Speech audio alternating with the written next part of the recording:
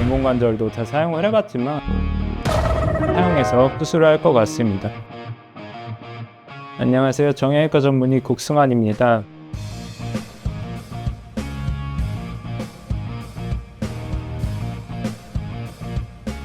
이번 시간에는 인공관절에 대해서 알아보겠습니다.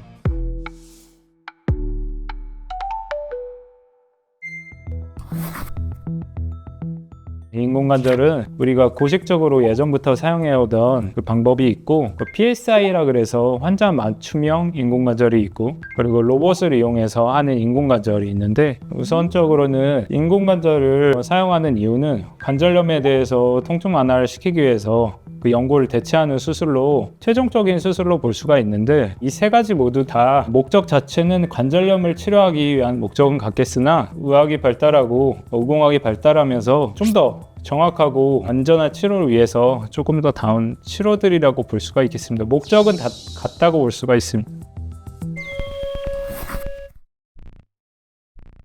우리 양복 같은 경우도 기성품이 있고 맞춤 정장이 있는 것처럼, 이제 고식적으로 사용하던 방법은 기성품처럼 만들어진 상태에서 수술장에 들어가서 그 수술장 안에서 측정을 해서 그거에 제일 부합하는 기성품인 인공관절을 맞춰주는 것을 목표로 했습니다. 우리가 보통 양복을 맞추러 갔을 때도 기성품을 그 현장에 가가지고 맞춰볼 때는 옷을 몇 번 갈아입고 뭐 이렇게 트라이해보는 시간들이 있기 때문에, 고식적으로 할 때는 미리 넣어보고 미리 축을 봐야 되고 하는 점이 있어서 좀 절개선이 더 커질 수가 있고, 그거에 제일 부합하는 기성품인 인공관절을 맞춰주는 것을 했습니다. 현재의 경우는 의공학이 발전되고 제품이 발전되고, 우리가 기성 양복보다 맞춤 정장을 맞추듯이 수술 전에 가상으로 이것을 데이터를 넣어서 어떤 인공관절이 제일 잘 맞을 수 있는지 맞춰볼 수 있는 그런 가상 시스템을 돌릴 수가 있습니다.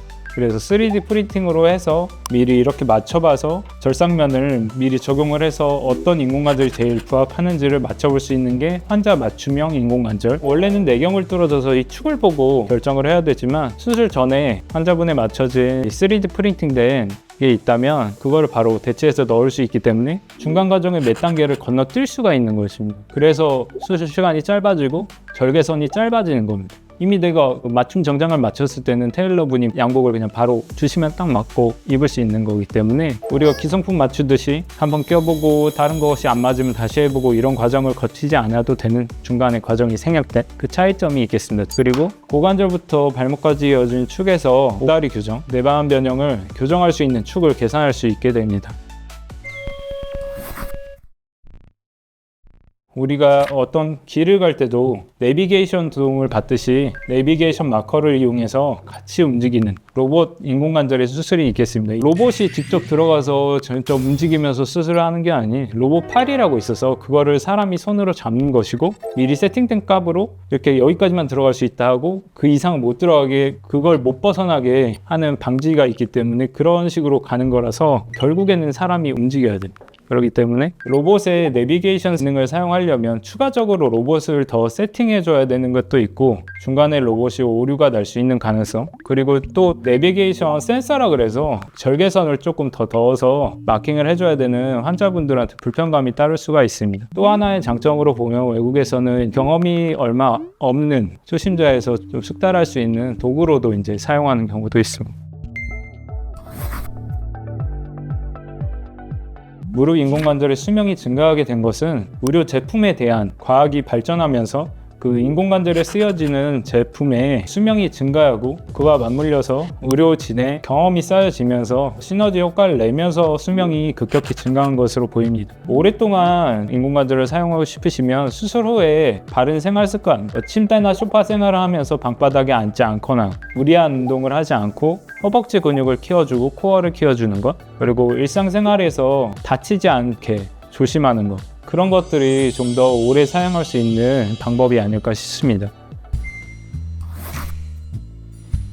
보통 저 같은 경우는 로봇 인공관절이나 PSI나 예전에 고식적인 인공관절도 다 사용을 해봤지만, 제일 시간적인 거나 비용적인 걸로 생각했을 때는 저는 환자 맞춤형 인공관절 PSI를 사용해서 수술을 할 것 같습니다. 그 이유는 로봇 같은 경우는 중간에 로봇이 오류가 날 수 있는 가능성, 그리고 또 로봇의 내비게이션 기능을 사용하려면 절개선을 조금 더 넣어서 마킹을 해줘야 되는 환자분들한테 불편감이 따를 수가 있습니다. 그리고 고식적 치료에서는 내경을 뚫어서 축을 보기 때문에 그 부분에 출혈이 더 생기는 부분이 있었는데 환자 맞춤형 인공관절 같은 경우는 그 추가적인 내경에 구멍을 뚫지 않기 때문에 출혈량이 훨씬 더 적다는 장점이 있어서 고식적 치료보다는 더 과학적인 정확성을 갖고 있으면서 빠른 회복을 가질 수 있고 절개면이 적고 적절한 장점들을 가지고 있는 치료가 PSI 인공관절 치료가 아닌가 싶습니다.